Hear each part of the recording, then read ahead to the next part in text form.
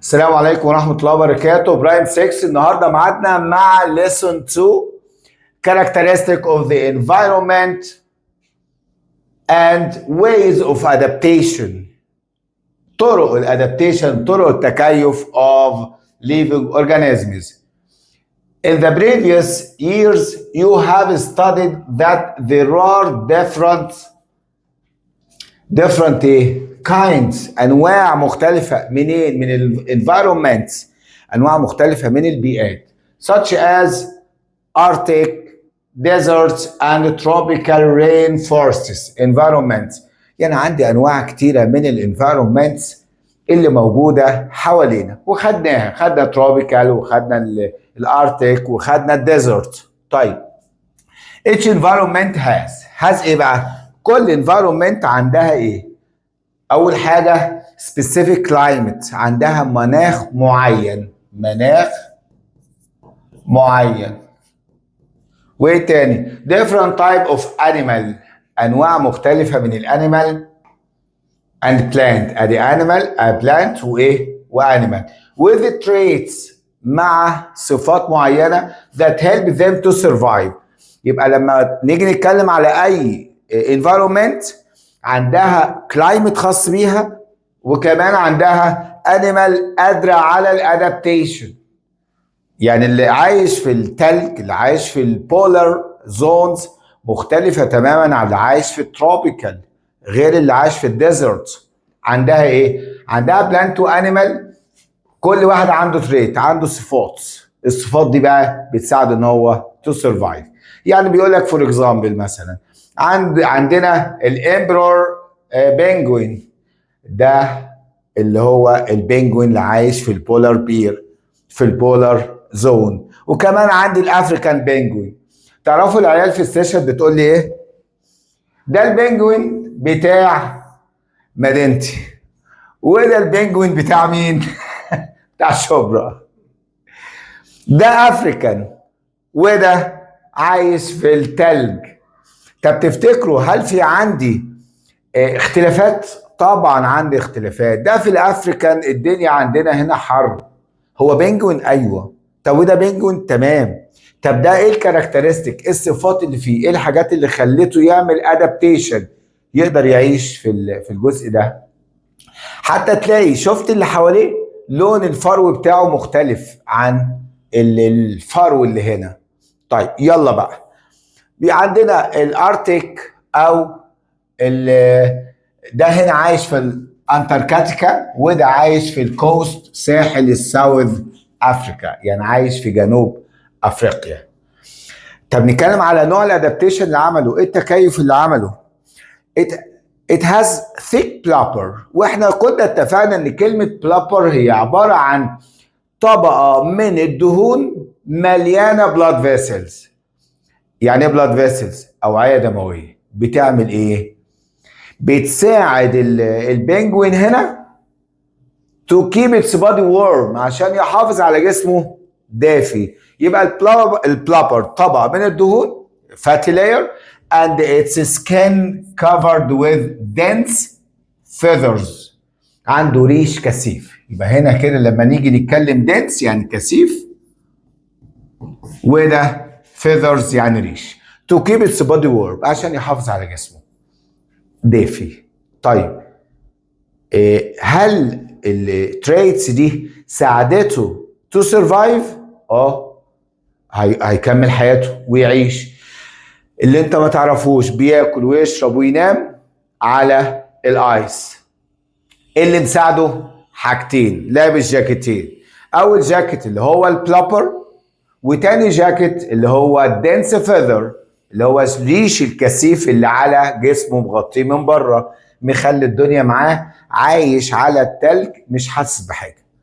طب ندخل بقى على الافريكان بينجوين اللي هو along the coast of South Africa، عايش على الساحل بتاع جنوب افريقيا. around each of its eye، حوالين عينيه مالها؟ it has circle of skin. الحته دي ما فيهاش اي feather، او that doesn't have any feathers. حوالين عينيه مفيش اي فيذر. تعرفوا ليه؟ قالك عشان الجو حر وده بيساعده ان هو يتخلص من الحرارة من خلال الجزء ده. طب انت فاكر انيمال كان عنده حاجة بيتخلص بيها من الحرارة؟ ايوه الارتيك فوكس. مين؟ الفينيك فوكس. ماله الفينيك فوكس؟ الفينيك فوكس عنده ودان كبيرة. قال لك الودان الكبيرة دي اللي هو اسمه ثعلب الفينيك اللي بيعيش في الصحراء، بيتخلص من الحرارة من خلال ودانه. ده برضه بيتخلص من الحرارة حوالين عينيه، فعشان كده حوالين عينيه doesn't have any feathers completely to help its body cool fast in hot weather، عشان يبرد نفسه بسرعة في الهوت weather. adaptation in some animal. ادك some animal بقول لك ايه، ادي الادابتيشن.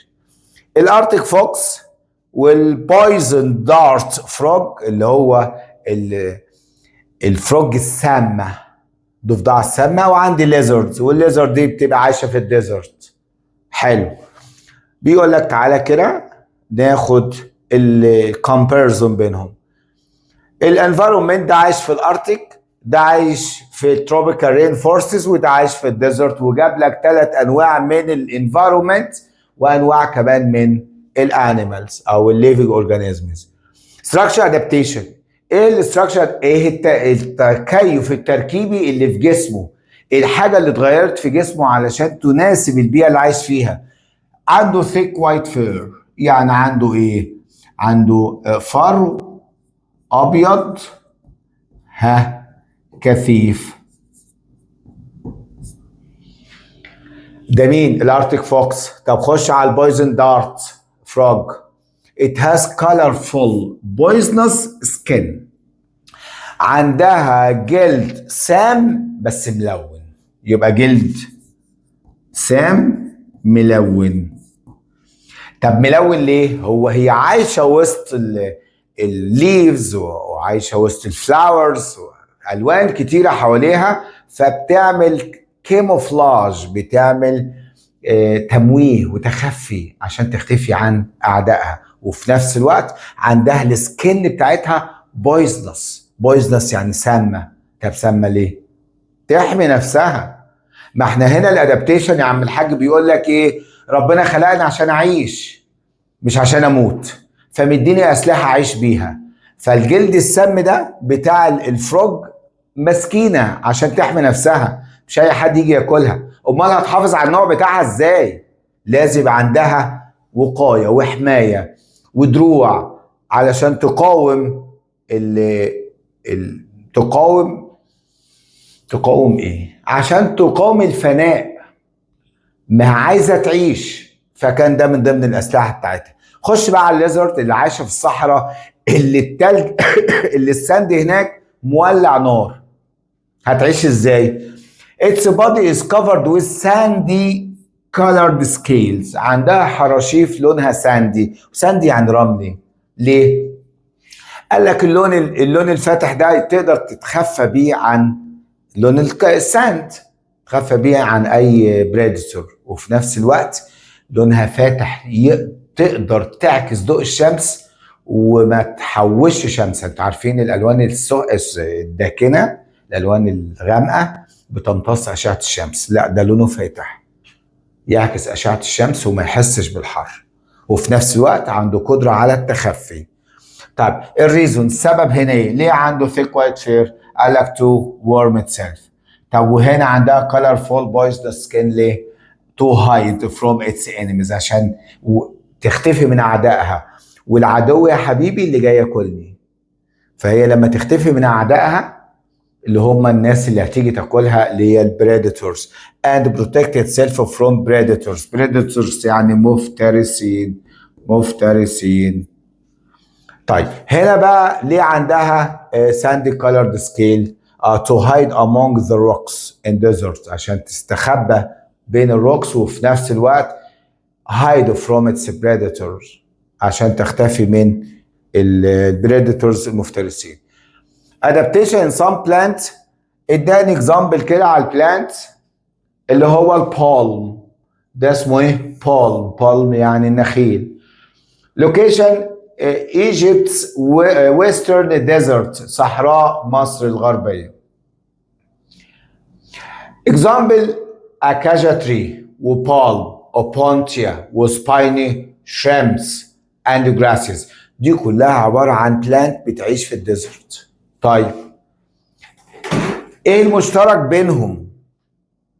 يلا السايز بتاع الحجم بتاعهم. سايز يعني ايه؟ حجم. ماله بقى؟ most of them are usually small and herbal صغيرة وهيربل يعني عشبي، يعني ما تلاقيهاش كده شجر كبير قوي زي الغابات، لا تلاقي شجرة هنا وشجرة هنا قليلة قوي، لكن الباقي كلهم أعشاب. أعشاب يعني ايه؟ حاجات بلانت صغيرة. طيب roots they have short extended root. وهنا بقى حته جديده قوي اول مره تعرفها. انا كنت لما اجي اقول لك زمان ان اي بلانت في الصحراء الروت بتاعه ممتد في الارض، هنا بقى بيقول لك لا، الروت بتاعه مش ممتد في الارض ولا حاجه، ده هو extend يمتد على سطح الارض. طب ليه بيمتد على سطح الارض؟ اهو to draw any available water علشان يبقى عنده مساحة كبيرة ياخد أي مية متوفرة موجودة معاه. وهناخد بعد كده في الشابترز اللي جاي إن هو بيمتص الووتر فيبر من الجو. معقولة؟ يعني بيشرب من الجو، بيمتص بخار المية من الجو بسبب إن هو بينتشر بشكل سطحي على الأرض. طب لو في عندي جراوند ووتر مياه جوفية، تبص تلاقي الشجر نفسه والزرع نفسه نازل تحت. يبقى انا كده الروت عنده خيارين، لو الميه عميقه هينزل لها، طب لو مفيش ميه عميقه يمتد على سطح الارض علشان draw in available water. طب الليفز قال لك الليفز بتخزن ميه، طب والستيم بيخزن ميه. معظم الديزرت بلانتس بتخزن ميه اهو. some of them have thick leaves يعني leaves تخينه. ليه؟ to store water عشان تخزن ميه. شربنا ميه نخزن، شربنا ميه نخزن. ليه؟ عشان ما فيش ميه بعد كده. طب الستيم some of them برضه thick stem. thick يعني سميك. ليه سميك؟ برضه عشان يخزن ميه. واضح ان قله الميه هنا في الديزرت هي the big challenge، يعني تحدي كبير للبلانت اللي عايشه في الديزرت. عشان كده عندها thick leaves و thick stem. Some of them have thorns عندها أشواك. ليه عندها أشواك؟ علشان ما حدش يجي ياكلها. أي حد يجي ياكل، أي حد يجي ياكل البلانت الشوكة تدخل في مناخيره تدخل في بقه فيحلف ما ياكلهاش تاني، فالبلانت يبقى فرحان ومبسوط عشان ما حدش بياكله. وكأن عندنا ثورنز الأشواك هي سلاح مع البلانت في الديزرت. اهو لما يجي يقول لك ليه عندها ثورن to keep away herbivores عشان يبعد الهربيفورس اكلات الاعشاب. اكلات الاعشاب which means animals that eat plant. الانيمال اللي بتاكل بلانت دي المفروض eat. طيب notes يعني ايه؟ ملاحظات. when the rain falls in desert some plants reach flowering stage quickly and produce seeds that can live for a long time to adapt the shortage of rainfall. يعني بيقول لك بمجرد ما المطره تنزل، مجرد ما المطره تنزل يا حلاوه، على طول البلانت اللي بتطلع فلاور، اصلا الفلاور اتعملت علشان تطلع سيد، تطلع بذره. فمجرد ما المطره تنزل على طول البلانت يطلع فلاور ويطلع سيد. طب ليه؟ ما هي السيد دي هي البيبي بتاعت البلانت، ولما السيد تطلع كده البلانت طلع البيبي بتاعه وجهز والسيد دي جاهزه في اي لحظه ان هي تنبت وتطلع نبات جديد، وكانه طلع ابنه وحافظ على نفسه وحافظ على البقاء وحافظ على النوع بتاعه ان هو طلع السيد بدري. طيب ابيوتيك يعني غير حي. abiotic factors يبقى العوامل غير حيه and adaptation.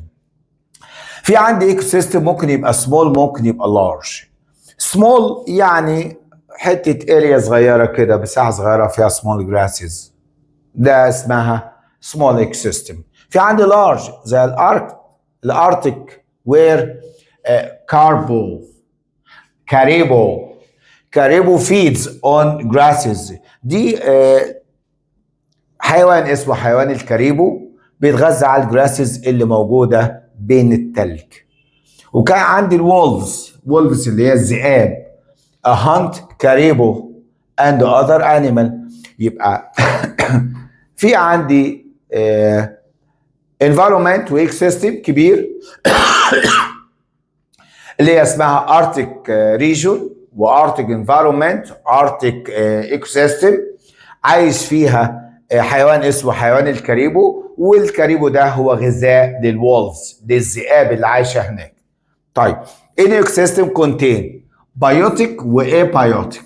بايوتيك يعني حي وابايوتيك يعني غير حي. ايه ده الكلام ده؟ ما احنا قلناه بس الالفاظ جديده. بايوتيك يعني كائنات حيه وبايوتيك يعني كائنات غير حيه.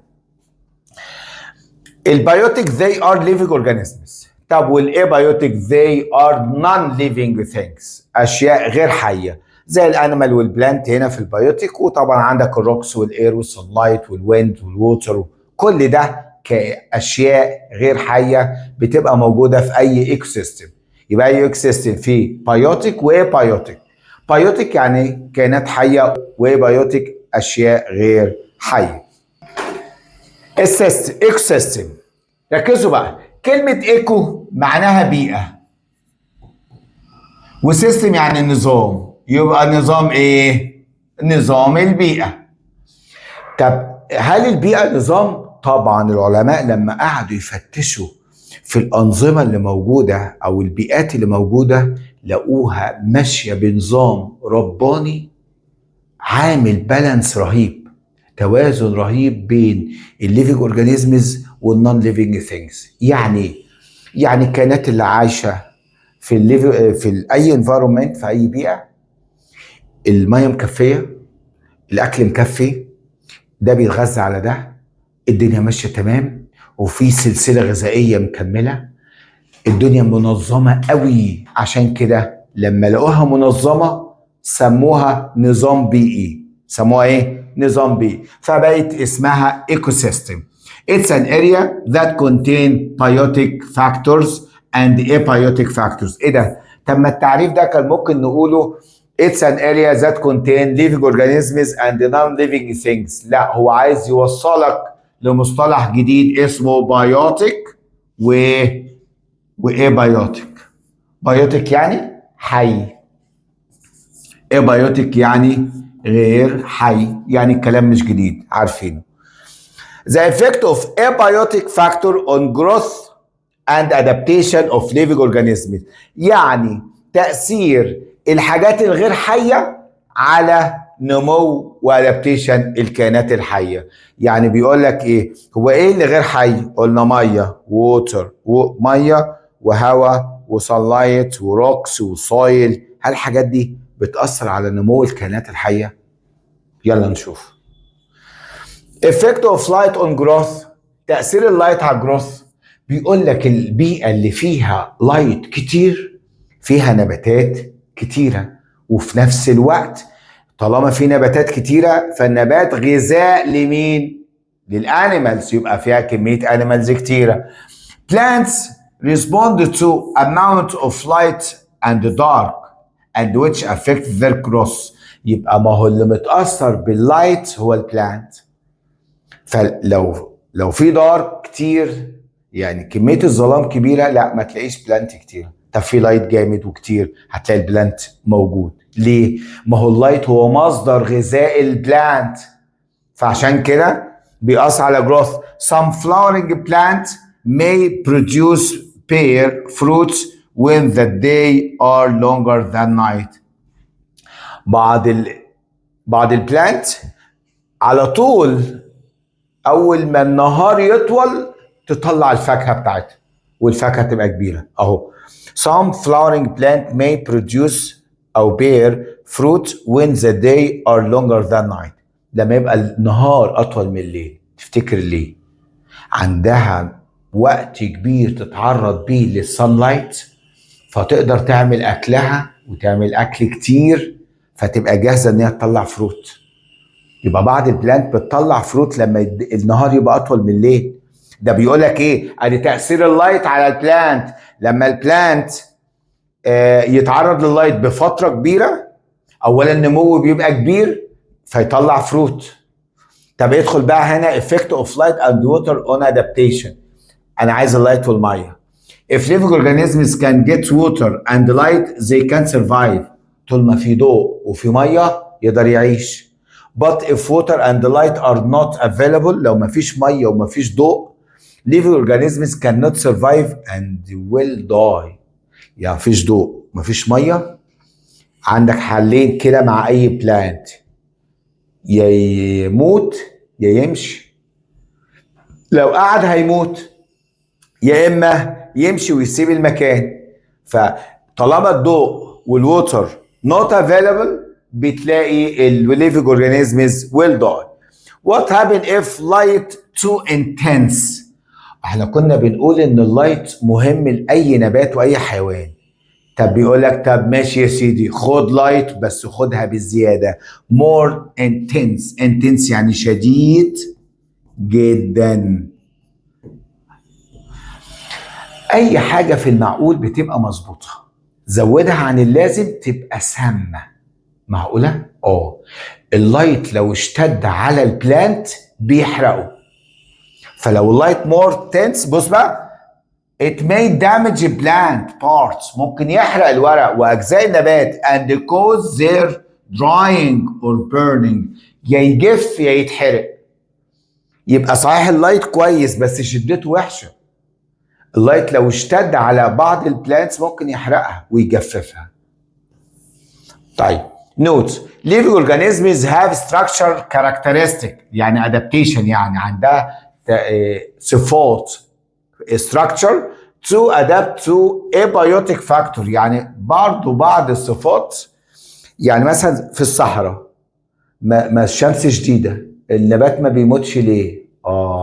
عنده تريتس، عنده صفات قادرة ان هي تعمل ادابتيشن مع اللايت الشديد.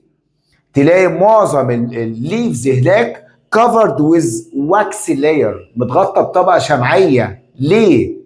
to protect itself from the intense light، عشان تحميها من الشمس الشديدة. يعني برضو بيقول لك بعض الاورجانيزمز عندها structure adaptation، بالسايبة نفسها ما مش هتموت برضو. factor in different environment over time these structures characteristic transfer from parent to offspring.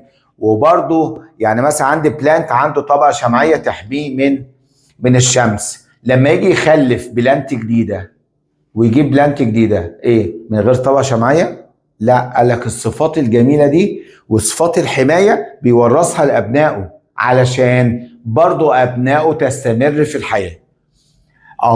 الاوفسبرينج يعني النسل، بيديها ترانسفير، تنتقل الكاركترستيك دي للاوفسبرينج علشان يكمل حياته. So they will have the traits that help them to survive in extreme environmental condition. يعني الأبناء بياخدوا الصفات اللي بتساعدهم في extreme environmental condition، الأحوال أو الظروف البيئية القارصة.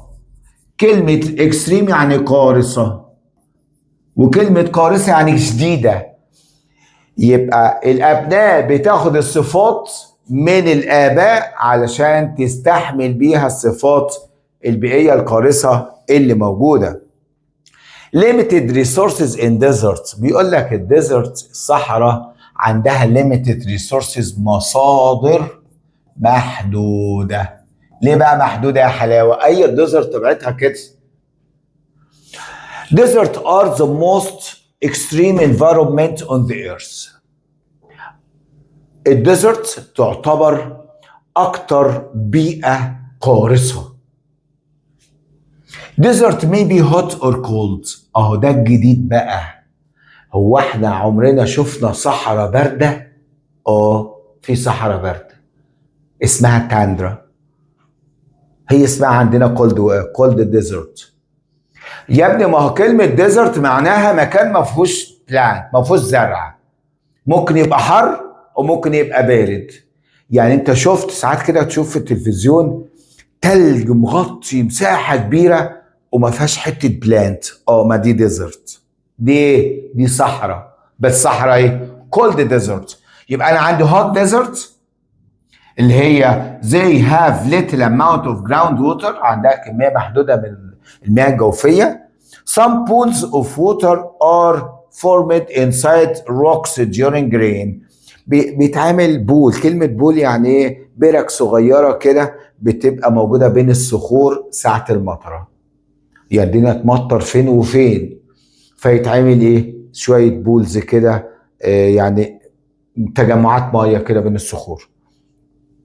Their plant have long root to get the deep groundwater. ايه ده؟ ما انت لسه قايل لي هناك ان الروت ممتدة على الارض، هنا الروت نازلة لتحت. هو انه الصح؟ يا حبيبي كل واحد حسب الانفايرومنت اللي عايش فيها وحسب كمية الرين وحسب الجراوند ووتر بيعمل ادابتيشن. يعني لو في جراوند ووتر البلانت هينزل له، طب ما فيش جراوند ووتر ينزل يعمل ايه؟ فيمتد على سطح الارض.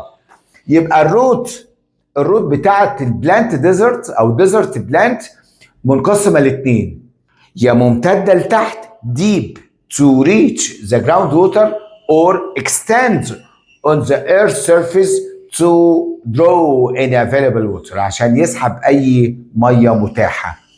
تمام. Other plants have short extended root near the earth surface. اهو يبقى في بلانت نازله لتحت وفي بلانت ممتده على الارض. ليه بقى؟ اهو to catch smallest drop of dew، علشان تلتقط قطرات الندى اللي ممكن تبقى موجوده من الجو. يبقى تاخد قطرات الندى تمتص الووتر فيبر ده ممتد على سطح الارض، او نازله تحت عشان تاخد الجراوند ووتر. خش بقى على الكولد ديزرت. عارفين الجمال دي يا رجاله؟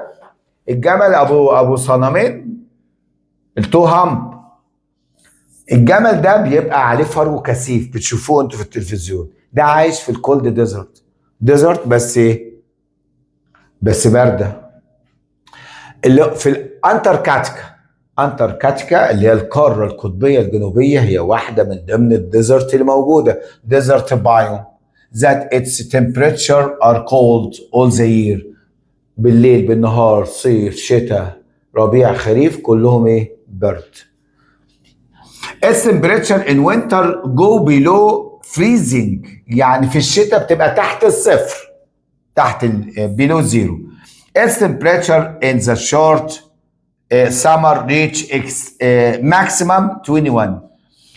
في الحر جدا تلاقي درجة حرارة 21 اخرك، ما تزيدش عن كده. Light is an environmental factor. اللايت هل هو فاكتور بيئي؟ The plant growth is affected by، نمو البلانت بيتأثر ب intensity أو quantity of light، كمية اللايت. لو كمية اللايت كبيرة ومناسبة وحلوة البلانت يكبر ويرعرع كده. can affect the plant growth. وكمان the duration يعني مدة اللايت that the plant exposed يتعرض ليها أو متعرض ليها. كمية اللايت اللي بتعرض ليها البلانت دي بتأثر على الجروث، وكمان الانتنسي كمية اللايت بتأثر على الجروث. طيب نوت plant can grow and produce flower when the day are shorter than night. بعض البلانت يقدر ينمو ويطلع فلاور لما يبقى النهار اقصر من الليل. ايه ده؟ انت قلت لي هناك بتطلع فروت لما يبقى النهار اطول، هنا برضو بعض البلانت بتطلع فلاور لما النهار يقصر والليل يطول. يبقى معنى كده ان انا بتكلم على كاركترستيك لكل ليفنج اورجانيزم حسب البيئة اللي عايش فيها. ممكن اللي موجود هنا يبقى عكسه الناحية التانية، زي ما قلنا الروت ممكن يبقى نازل لتحت وممكن يبقى معدي او ماشي على سطح الارض. طيب some flowering plant may bear fruit when the day are longer than night. احنا قلنا الكلام ده. ويلا lesson 3 inheritance of traits in living organisms، يعني توريث او وراثة الصفات في living organisms. طيب all living organisms inherit يعني تورث traits which transfer from parent to their offspring، اللي بتتنقل من البيرنت للاوفسبرينج. Examples of inherit trait in humans such as eye color ونوز shape etc. يعني بعض الصفات الموروثة. بعض الصفات الموروثة زي الاي كولر والنوز كولر، وفي الانيمال زي الفير كولر والفير لينز. دي صفات موروثه، يعني بيورثها الاوف سبرينج من البيرنت. In plants such as plant length و shape of leaves، شكل الورقه وطول النبات، ده صفات موروثه. So this inherited trait affects the structure of living organisms and their life. ده بيأثر على تركيبه وحياته. Genetic factor control what trait get passed down or inherited from parent to offspring. الجيناتيك فاكتور اللي هو العوامل الوراثية، العوامل الجينية يعني الوراثية، مالها بتتحكم في التريتس اللي بتمر من البيرنت للأوفسبرينج. بمعنى in animal بيرمان كات. ايه هي البيرمان كات؟ اللي هي الكات اللي عندها فرو كبير اهو. Its kitten inherit long silky يعني حريري hair from its parent. الصغير بيرث الصفات بتاعت الفير اللونج الطويل الحريري من البيرنت. طيب عندي سفنكس كات، ده شكل السفنكس.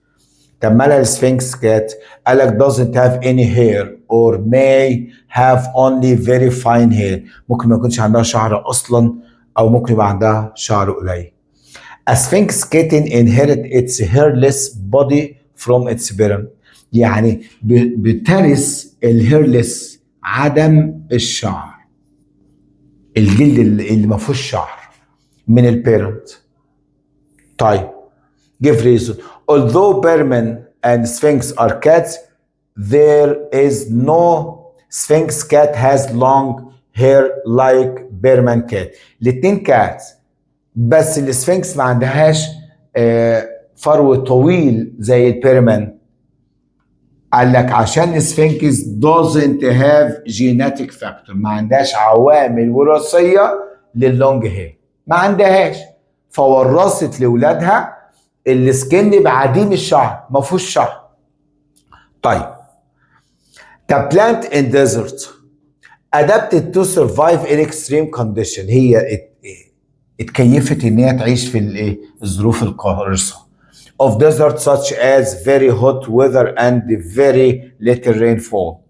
So its generation of plants become stronger and able to adapt. للصفات القوية اللي بتخليها تعيش في الصحراء بتنتقل للأبناء اللي بيصبحوا بعد كده أكتر قدرة على الادابتيشن، يقدروا يتكيفوا أكتر، فيقدروا إيه بقى؟ بيبقوا أقوى وقادرين على الادابتيشن due to inherited trait which transfer، عشان الصفات الموروثة اللي جاية من parent to offspring. طيب factors that influence يعني تؤثر على الهيومن جروث والبيهيفير ديفلوبمنت. يعني ايه العوامل اللي بتأثر على نمو الهيومن وكمان سلوكه وتطوره. طيب في عندي لايف ستايل تشويسز، يعني ايه؟ اختيارات اللايف ستايل اللي هو طريقة الحياة. يعني طريقة حياتك بتختارها ازاي؟ كمان جيناتيك فاكتور، عوامل وراثية، وكمان عوامل بيئية. دي الثلاث حاجات اللي بتأثر على نمو وتطور الإنسان وتطور سلوكه. طيب اللايف ستايل تشويسز، في عندي باد هابت وجود هابت. الباد هابت زي smoking وايتينج a diet full of chips harm your health. لما تدخن ولا تاكل حاجه مش مظبوطه ده بتاثر على صحتك، ده اختيار وبس اختيار خاطئ. فعندي اختيار جود اللي هو eating healthy food develop your health and behavior. يبقى الاختيار الصح بيخلي صحتك كويسه، والاختيار الخاطئ بيدمر في صحتك. طب انا عندي جيناتيك فاكتور. ايه بقى الجيناتيك فاكتور؟ العوامل الوراثيه اللي بتاثر control the transfer of inherit trait from parent to offspring. يبقى العوامل الوراثيه بتتحكم في نقل الصفات الوراثيه من البيرنت للاوفسبرينج. يبقى بابا لما يجي يورث لك الصفه هو بيورث لك الجيناتيك فاكتور، والجيناتيك فاكتور هي اللي بتورث لك الصفه وتطلع الصفه عليك. طب genes carry inherited trait from parent to offspring. الجينز يعني الجينات، والجينات هي عبارة عن العوامل الوراثية اللي بتاخد الصفة. يعني صفة لون العين بتروح لك انت من بابا ازاي؟ بتروح لك في شكل جين. الجين بابا بيورثه لك، فالجين ده بيظهر الصفة دي عليك. يبقى genes carry inherited trait from parent to offspring. So genes are responsible for determining the body features such as. يعني الجينات هي اللي مسؤولة عن determining يعني تحديد البادي فيتشر، ملامح الجسم. ملامح زي مين؟ the way your earlobes hang. يعني earlobes اللي هو شحمة الأذن اللي هي الحتة دي، هل هي اتاتشد يعني متعلقة على طول مفيش شحمة كده، ولا هي يعني حرة؟ دي عبارة عن صفة. الصفة دي انت بتورثها من بابا او ماما. طب جات لك ازاي؟ جات لك في شكل جين. عمل ايه؟ ماما خدت الجين او الجين اللي عندها راح لك، فلما راح لك حدد الصفة دي عندك. طيب the length of your finger، طول صوابعك عامله كده ليه؟ شوف بابا وماما هما صوابعهم شكلهم ايه، هتلاقيك واخد الجين ده منهم. تمام. طيب انا عندي environmental factor اللي هي العوامل البيئيه. هل بتاثر على نموك وتاثر على سلوكك؟ طبعا. your health and growth will be negatively affected، بتتاثر بشكل سلبي يعني وحش. if there are some problem in your environment، لو عندك مشاكل في بيئتك انت بتلاقي صحتك ونموك بيتأثر بشكل وحش. زي مين؟ health care is not available اللي هو الرعاية الصحية